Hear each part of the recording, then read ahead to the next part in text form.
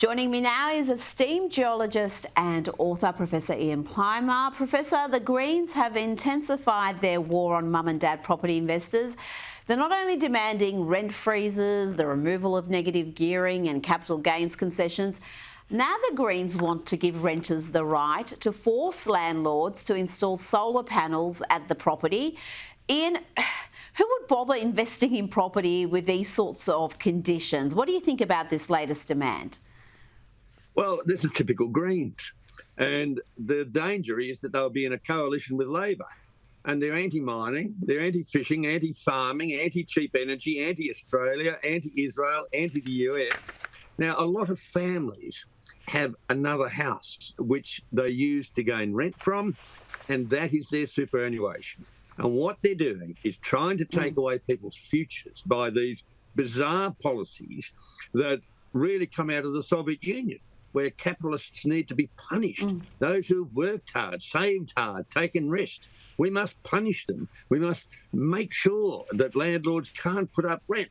So the problem is that many landlords just won't rent properties any longer. There's so many vacant properties around because you're not going to put up with this nonsense. We're already seeing that in Victoria with land tax rates soaring, a whole bunch of new conditions that are really stripping landlords of their rights, and the pool of rental properties is diminishing, which means rents go up. It's not great for renters, and it certainly isn't good for your mum and dad investors. Now let's hear from our favourite Albanese government minister, Chris Bowen. Here he is on the ABC 7:30 report explaining why your power prices are going up when he had promised they would go down.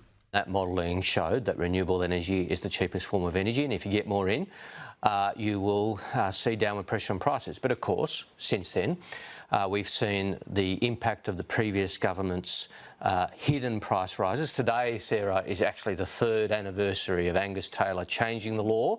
We've heard this one before. And there you go. It's the previous government's fault. I mean, what sort of a response is that for the responsible minister? If the Libs lose, it'll still be the previous government's fault. It'll go on forever. And why doesn't he just man up and say, look, we had these models.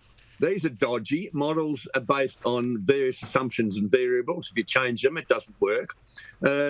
As minister, I'm saying, sorry, we got this wrong, and we are going to try our hardest to give you back your cheap, reliable electricity that you had 10 or 20 years ago. Why doesn't he man up and say, I was wrong? It's not very hard to do. So here we got him blustering around.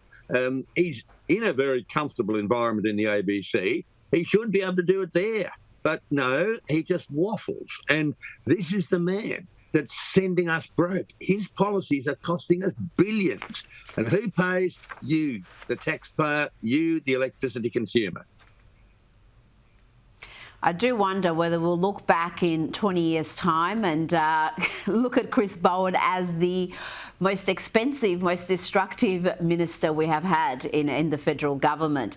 Now, the ABC has released some data. They've revealed that around 40% of ABC Vote Compass respondents say that they strongly disagree or somewhat disagree with building nuclear power plants, while 38% were somewhat or strongly supportive. Most of the disagreement, interestingly, Ian, came from women. They're far more likely to strongly disagree with the idea of nuclear, more than 41% of them, and only 11.8% strongly agreed. So there is a bit of a gender divide when it comes to support for nuclear power. Why do you think that is, Ian? Is it just because women are increasingly leaning left? Well, I think there's a number of reasons. Firstly, if it was a survey done of ABC viewers and listeners, then I'm not surprised with the result. The second thing is that we have scores of countries with nuclear or are building nuclear, and they don't seem to have too many problems. We've got tiny countries like Slovenia, 2 million people, and they've got nuclear. What's wrong with us? Well, the reason is we've had so much cheap, abundant coal that we've been able to have coal-fired electricity that was cheap, for a long period of time. We didn't need nuclear. Now we've destroyed our coal system with the so-called renewables, then the call for nuclear becomes very strong.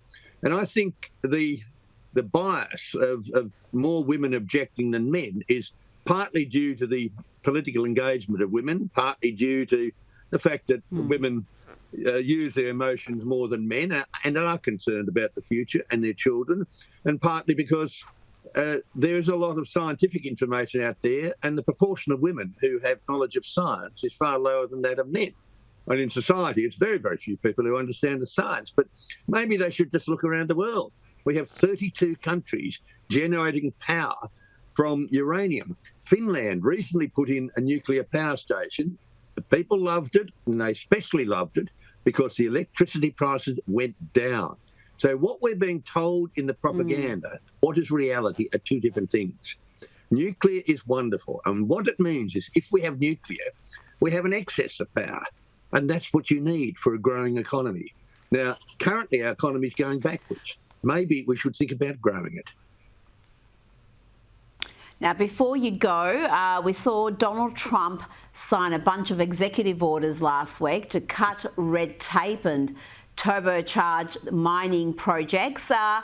Tell me what this means for us, because the US seems to be hyper-focused on being energy independent, becoming even an energy superpower. Well, there's very good reasons for doing that. The US has a lot of coal. Many of the people who voted for Donald Trump were in states like Pennsylvania, which are coal mining states, and he is delivering a promise. And he is one of the few people in politics who has ever delivered a promise. I don't call him a politician. He's treating the world's biggest economy as a business, which it should be.